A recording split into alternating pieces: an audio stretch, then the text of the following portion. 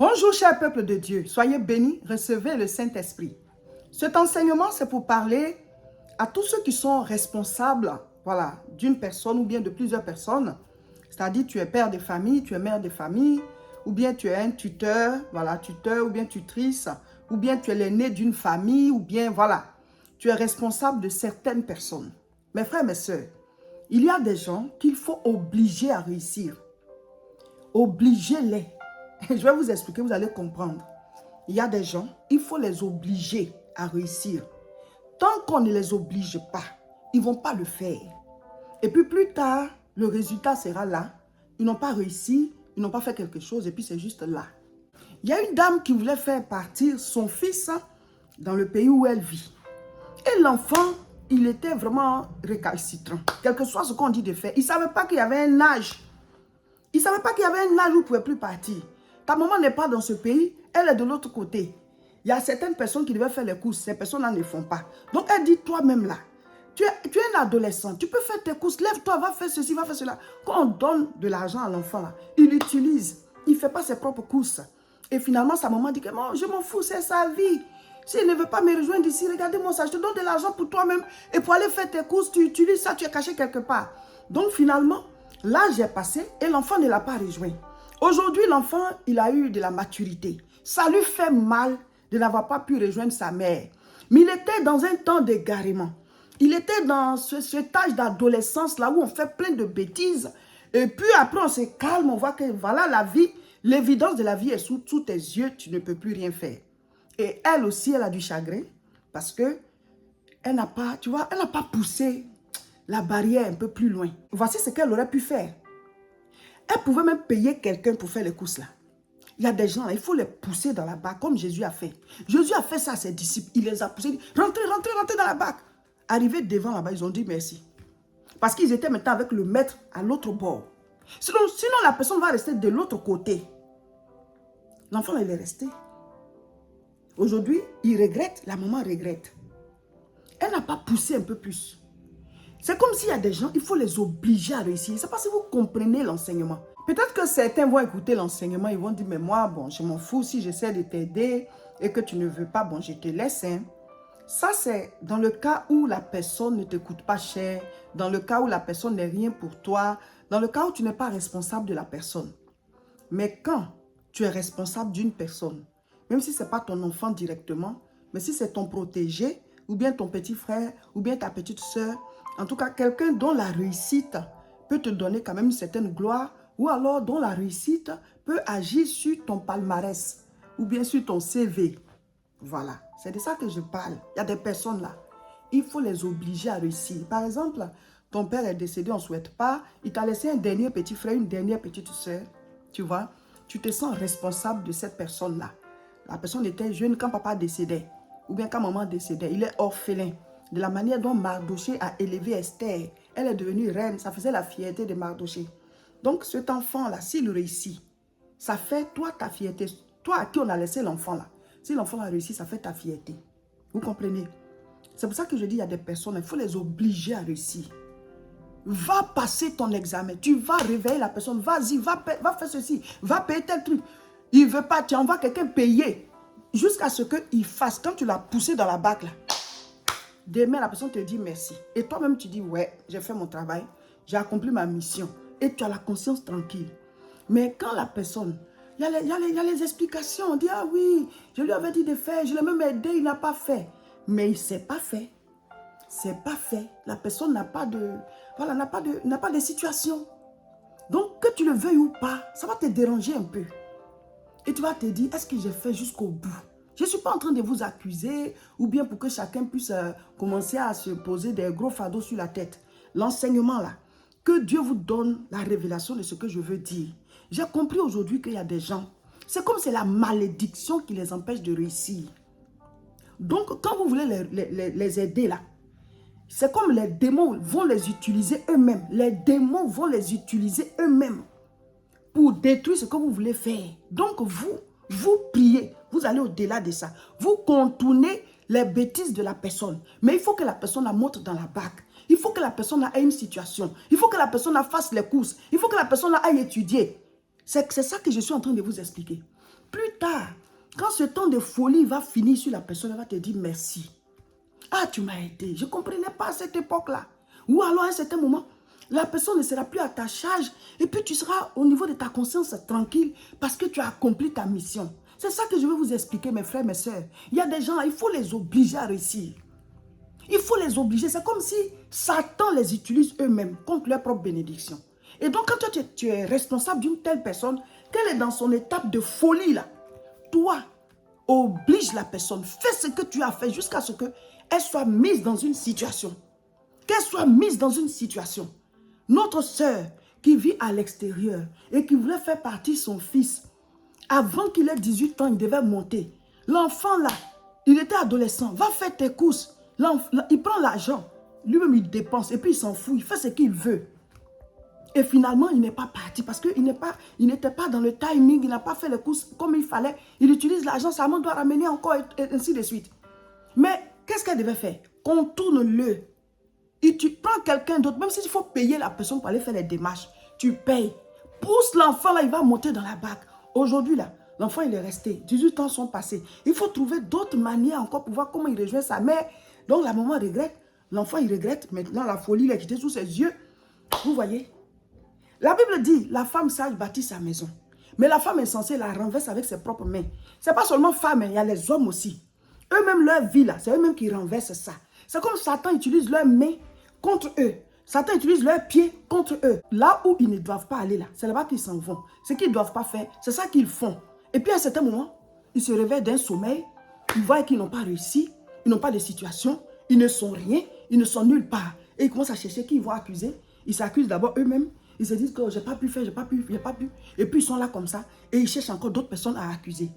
Mais quand toi tu es responsable d'une telle personne, ça peut être ton fils, ça peut être ta fille, ça peut être tes protégés, ça peut être ton petit frère, ça peut être, voilà, des gens, un orphelin.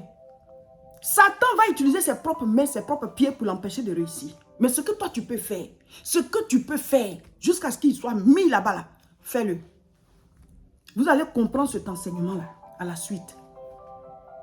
Pousse-le dans la barque, pousse-les dans la barque, montez ici, montez ici. Jésus a fait ça. Je vais lire. Matthieu chapitre 14, verset 21. Ceux qui avaient mangé étaient environ 5000 hommes, sans les femmes et les enfants. Verset 22. Aussitôt après, qui? Jésus. Il obligea ses disciples à monter dans la barque et à passer avant lui de l'autre côté. Donc, ils sont d'un côté, ils doivent se retrouver de l'autre côté. Ils ne doivent pas rester sur l'autre côté là-bas, de la rive. Ils doivent traverser. Il y a des gens là. Ils doivent traverser, ils doivent aller à un autre niveau de leur vie. Ils vont tourner. Toi, tu es responsable d'eux. Oblige-les à monter dans la barque. Ça peut être ton enfant, ça peut être ta petite soeur, ça peut être ton petit frère, ça peut être tes protégés, ça peut être un orphelin qui est sous ta garde. Oblige-le à monter dans la barque. Mardochée a fait ça à Esther. On dit qu'ils sont en train de chercher les filles pour que le roi choisisse dedans. Esther, passe ici, allez. Il aurait pu la cacher pour ne pas que les gens qui cherchaient les jeunes filles la voient. Mais il a dû motiver. Mon frère, il y a des gens là, il faut les motiver. Il faut faire tout ce que tu peux pour qu'ils réussissent. Ils vont te dire merci après. Vous allez me dire que ah, mais c'est leur vie, s'ils ne veulent pas. Vous allez tous regretter après. Et le résultat, il sera là. On va dire, ah, quand vous voulez l'aider, il n'a pas voulu. Mais aujourd'hui, là, il est à quel niveau? Aujourd'hui, là, elle est à quel niveau? Et tout le monde est dans le regret. Mais le temps est passé. Vous savez, il y a une saison pour chaque chose. Satan utilise des gens contre eux-mêmes pour que les saisons dans lesquelles ils doivent réussir, là, que ces saisons-là passent. Et puis après, ils deviennent amers. Donc, quand tu les obliges, tu les aides. Tu fais tout ce que tu peux. Après, ils te disent merci. Même s'ils ne sont pas reconnaissants. Mais toi, au moins, ta conscience est tranquille parce que tu as fait ton travail. Mission accomplie. Quand Mardochée a vu qu'Esther est devenue reine, positionnée là, mission accomplie pour lui Mardochée. Et Dieu, il va te récompenser. Et Dieu va te récompenser. Que le Seigneur ouvre vos yeux sur l'enseignement là. Il faut que vous puissiez comprendre de quoi je parle. Souvent, nos enfants, ils sont là, ils sont en train de traîner. Tu vois qu'il y a quelque chose qu'il doit faire. Oblige-le. Hé, moi, je ne joue pas avec ça. Je vais te réveiller chaque matin. Lève-toi, va faire ceci, va faire tel coup. Tu es où? Il est l'heure d'aller à l'école. Il faut obliger les gens à monter dans la barque. Oblige. Après, ils te disent, ah maman, merci. À cette époque-là, j'étais un peu distrait là, mais tu m'as pas laissé. Je vous dis quelque chose. Je suis en train de vous parler de quelque chose. Jouez pas avec ça. Poussez les gens. Ton enfant ne le laisse pas. Il n'a pas envie d'aller à l'école, tu le laisses. Ton enfant est jeune. Tu lui dis d'aller à l'école. Il dit il ne va pas à l'école. Et puis tu le laisses. Vous allez regretter tous les deux. Ta fille est jeune. Tu lui dis de faire ceci, de faire cela. Elle ne veut pas faire. Et puis tu la laisses. Alors que c'est bien. C'est bon pour son avenir. Demain, vous allez regretter tous les deux. Ton petit frère, il est en train de déconner. Ce que tu peux faire pour le motiver, ce que tu peux faire pour le ramener à la raison, fais-le. Jésus a obligé ses disciples à monter dans la barque. On ne sait pas comment il a fait, qu'est-ce qu'il a dû leur dire. S'il les a dit, allez, allez, allez, allez, allez, jusqu'à ce qu'ils montent. Mais arrivé de l'autre côté de la barque, ils étaient contents parce qu'ils étaient avec lui. Lui, Jésus, devait marcher sur l'eau, mais eux, ils devaient monter dans la barque. Et il y avait un timing. Il y a des saisons de la vie de chacun. Vos enfants échappent à des choses parce que ils sont là, ils sont en train de vivre leur adolescence, ou alors vos petits frères, et puis vous aussi vous dites, ah, c'est sa vie, s'il ne veut pas faire là, c'est son problème. Vous allez tous regretter devant. Vous allez tous regretter devant. Donc c'est à toi de te lever pour dire, tu vas le faire. Tu vas le faire, viens, on va parler. Tu le motives, tu fais tout ce que tu peux. Tu fais tout ce que tu peux. Souvent ces personnes la regrettent. Elles se disent, oh, j'aurais dû écouter. Et vous aussi, vous allez regretter pour vous dire, pourquoi je n'ai pas fait plus que ça? Pourquoi je n'ai pas poussé un peu plus? Pourquoi je n'ai pas presque obligé même la personne? Tu fais tout ce que tu peux pour que la personne soit mise dans la barque comme Jésus a fait. Mes frères, mes soeurs, la vie, là, il y a beaucoup de choses. Certaines personnes-là, il y a des saisons de leur vie, là, c'est comme c'est la folie. Plus tard, ils vont chercher quelqu'un qu'ils vont accuser. Si tu étais un peu responsable de cette personne, ils vont te porter toute la responsabilité. C'est vrai, devant Dieu, tu n'es pas responsable. Mais la personne a déconné, oui. Mais après, tout le monde te regarde. Ah, c'est ton petit frère, tu n'as même pas pu l'aider, regarde, il n'est rien devenu. C'est comme ça les gens ils font. Tu vas dire que je m'en fous, mais quelque part, tu ne seras pas tranquille. Parce que tu vas dire, bon, j'aurais pu faire mieux, j'aurais pu quand même l'obliger, j'aurais pu quand même le motiver, faire tout ce que je pouvais. Tu vois, quelque part, ça va te faire mal. Et la personne reste toujours à ta charge. Ah, je ne m'occupe pas de lui, mais quelque part, tu ne seras pas tranquille. Donc, je veux que Dieu vous fasse comprendre cet enseignement. Il y a des gens qu'il faut obliger à réussir. Pour que vous soyez en paix, la personne est dans sa situation. Comme ça, tu es en paix, tranquille. Tu es tranquille. Vous comprenez? Surtout quand les saisons passent, c'est fini. On ne peut plus mettre la personne quelque part. Alors qu'on aurait pu le faire pendant qu'elle est en train de faire sa folie. Là. Donc, si tu es responsable de quelqu'un, en tout cas, il faut serrer ta ceinture. Faites-vous aider par la prière. Quand tu pries, là, Dieu est maître du temps et des circonstances. Il incline les cœurs. C'est pour le bien de la personne, hein? Mais tu vas souffrir avant de l'aider. Tu vas souffrir avant que la personne ne le fasse. C'est comme quand il pleut, puis on veut faire rentrer les poules dans le poulailler, là. En train de courir partout, on court après elles. Alors que c'est pour leur bien. Il y a des gens comme ça. On est obligé de courir après eux comme ça pour qu'ils puissent réussir. Mais quand tu es responsable de la personne, tu vois, si tu ne le fais pas, après, tu vas regretter un peu. Tu vas dire, mais j'aurais pu faire un peu plus. Tu vas motiver la personne, faire tout ce que je peux pour qu'elle réussisse. Ah oui, j'ai fait, il n'a pas voulu. Mais aujourd'hui, le résultat, il est là. Voilà, la personne n'est rien. Et quelque part, il y a un pincement au cœur parce qu'il aurait pu être quelqu'un. C'est ça que je vais vous faire comprendre. Disons-nous que nous sommes en mission. Ceux que Dieu a mis sous nos responsabilités, ils peuvent nous fatiguer.